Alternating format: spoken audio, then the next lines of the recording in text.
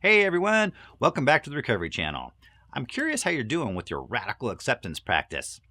It's actually going to come in handy for this week's lesson. Please leave us your comments on that and anything else you'd like for us to know. Your feedback is very important to us and it helps us to know what's working and what isn't so we can keep improving the program. And as I've said many times, watching these videos is great, but you have to actually do the homework for the things we're talking about to have an impact. So please, for your own sake, do the homework. Trust the process. All right, so we're in the middle of step 9, and next week, Chris is going to wrap it up by talking about how to deliver your amends, and he'll provide some guidance on what to say and what not to say. Please hold off on delivering your amends until you've watched next week's video and you've completed the homework. This week, we're going to touch on a topic that is very sensitive to a lot of us, and that is forgiveness. Step 9 is not just about making amends to those we've hurt, but releasing the resentment we feel. We do that through forgiveness. In addition, we let go of the shame we feel by forgiving ourselves. Many of the 12-step programs are focused on the amends process and they don't really address forgiveness. But we feel very strongly that forgiveness needs to be part of step 9 for us to heal and grow, not just in our recovery, but in our lives. We have a circle group on forgiveness at the rehab facility where Chris and I work. Without fail, someone in the group will share that they just cannot bring themselves to forgive certain people. Trust me, I get it. Being a survivor of sexual abuse, I totally understand that some people don't deserve forgiveness. I know it can feel impossible to let someone off the hook for what they did to you. But here's the thing, we're not forgiving them for their sake. We are choosing to let go of the pain and resentment we feel toward them because we don't want to allow them to continue hurting us. Because that's what we're doing by holding on to the resentment. We're allowing them to continue hurting us. It's really important to understand in your mind and in your heart that when you forgive someone, you are not saying that what they did was okay. And you are not saying you want to have a relationship with that person. You are not giving them a pass for what they did. What you are doing is accepting that what happened, happened. You accept that it happened and now you're going to let it go. Not for them, for you. You are releasing yourself from the resentment that you carry.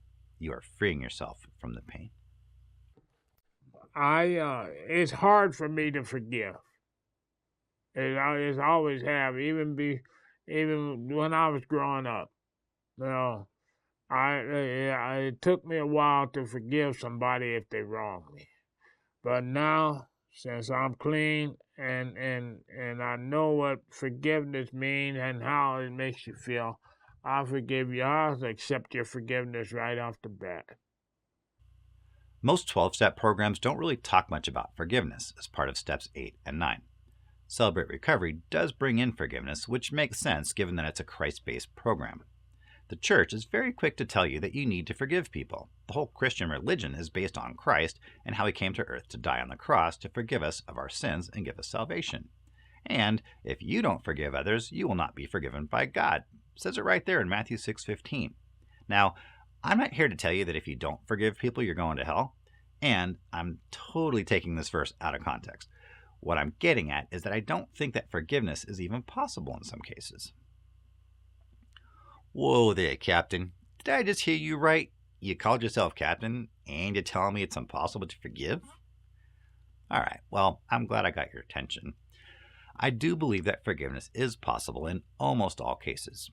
But for many of us, we need to call it something else because of the connotations that come along with the word forgiveness. What I mean by that is we can release the resentment and hatred we feel toward a person without ever saying the words, I forgive you. I also believe that this release is a matter of the heart, not of the mind.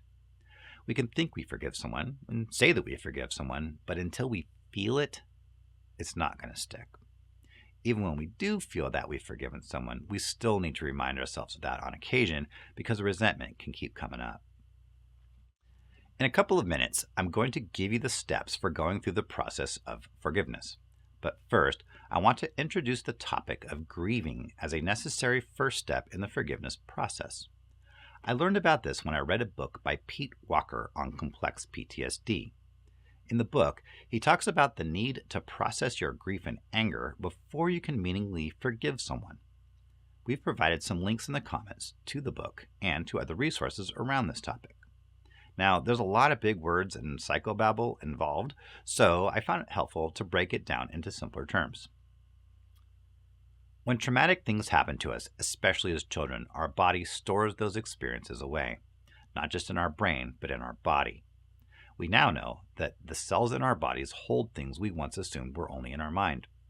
Think about cases like where someone gets a heart transplant and all of a sudden they love bicycle riding, when before the transplant they never gave it a second thought. Is it just coincidence that the person they got the heart from loved bicycle riding? You've heard the expression having a gut feeling. Well, there are actually cells in our gut that hold feelings. It's not just an expression. So, back to trauma. The strong emotions that get triggered by traumatic events get stored in your body. The trauma can be big things like witnessing a car wreck or someone you love dying. But trauma can also be less obvious things, like your parents always putting you down or getting bullied. When those things happen consistently over a period of time, the cumulative effect is just as damaging as the big events. This is what is meant by complex PTSD. And again, our bodies store these events. The theory goes then that if we are going to find healing from our trauma, we have to go after where it lives, in our bodies. All right, stay with me here. This isn't actually as hard as it sounds. I'm going to give you some practical ways to do this in a minute. But what I want you to get here is that we need to process the grief and anger that we're holding inside before we can forgive people. If we just say it with our mind that, okay, I forgive my dad for beating me, it's not going to work. We are still going to be living with the pain, the anger, and the sadness that we are holding. The forgiveness isn't going to stick until we can process that pain. Now, this is where it gets a little tricky. I'm not a therapist, and even if I was, we can't do this work through a video. What we're going to do is a lighter version of the practices that Pete Walker talks about in his book. If you're able to get the book and really dive into it, that's even better. Either way, though, if you have traumatic things that happen to you that you've been stuffing since they happened, please, please, please get help from a professional therapist before you try to do this exercise. Bringing these things out can cause a severe reaction that can lead to relapse or worse. So, if you're at all nervous about what this is going to bring up for you, get professional help with it. That said, don't just move past this part because it's hard.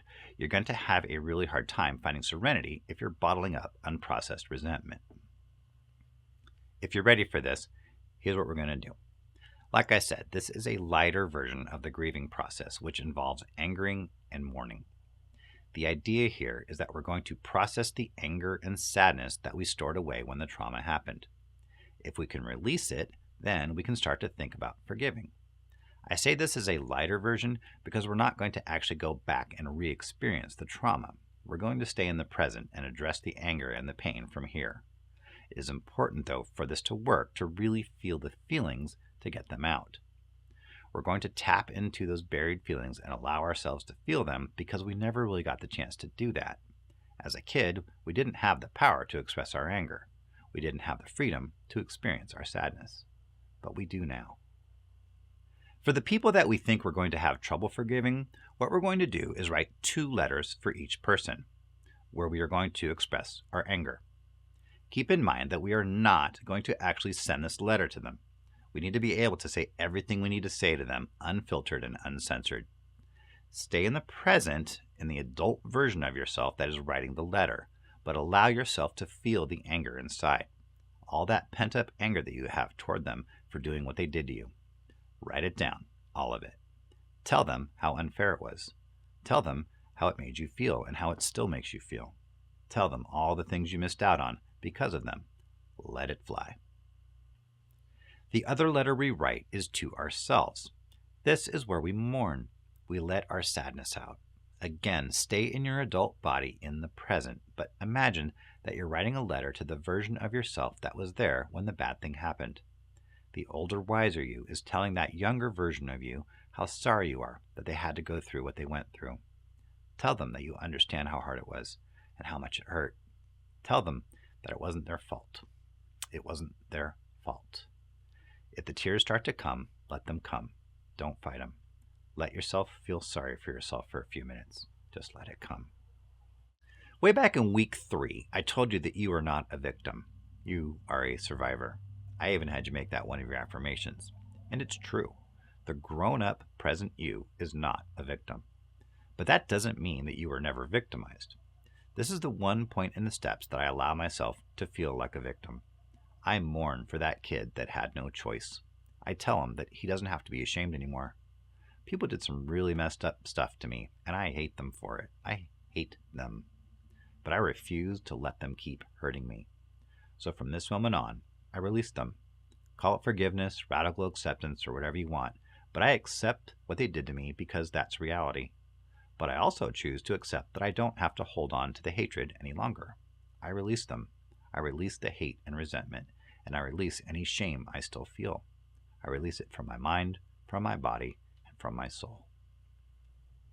As you can see, this is not an easy task, and again, I really encourage you to get support from a professional. Also, don't rush this. If you've got more than a couple of these letters to write, spread it out over a couple of months. This is the one time I'm going to tell you that it's okay to move on to the next step while you're still working on this one. It may take a few months to get these letters done, and that's okay. And it's okay to move on to step 10 while you work on these. But don't not do them. This is a really crucial step in the process for our healing. Once you've written each letter to the person you want to release, you're going to read it out loud to your therapist or to your sponsor. This is an important part of the process to have another person to read it to, so be sure to do this. Let them know what you're going to do and make sure it's okay with them if you get loud and angry with them. Some people have a hard time tolerating an angry tone, even when it's not directed at them, so choose who you read it to carefully and ask them for permission. Allow yourself to get angry when you read it. That's the whole point. Raise your voice, yell if you want to. Let the anger rise up and get it out. At the end of the letter, be sure to write, "I'm 40 now," or whatever your age is, "and I will not let what you did define me." This last bit is important because it brings you back to the present. Finally, pray to your higher power for healing and the strength to release the anger and the pain. For the letter to yourself, find a quiet space when you're in a decent mood and read it out loud to yourself. Allow yourself to cry. Let it all out. Again, that's the point. And like with the other letter, at the end, say something like, "I'm really sorry for what you had to go through, but we're 40 now, and we aren't going to allow people to do that to us anymore. We'll get through this and heal." Also, make sure you have a plan for afterward to take care of yourself in healthy ways. Go to a meeting, take a walk, call a good friend. It feels good to get the stuff out, but it can also be very triggering, so make sure you plan ahead. And again, say a prayer to your higher power, thanking them for this new freedom and for the healing that you are receiving. Whew, okay, that's it for today. That one was a little rough. Your homework is to take a look at your list that you created and figure out who you're going to have a hard time forgiving. Think about whether or not you're storing resentment about that person. You'll feel it in your gut when you think about what they did. For now, just circle those people and become willing to write that letter. Don't write it yet, just become willing. This is one of the harder parts of the steps, but the rewards are well worth it. Take good care of yourself, stay sober, and we'll see you next week.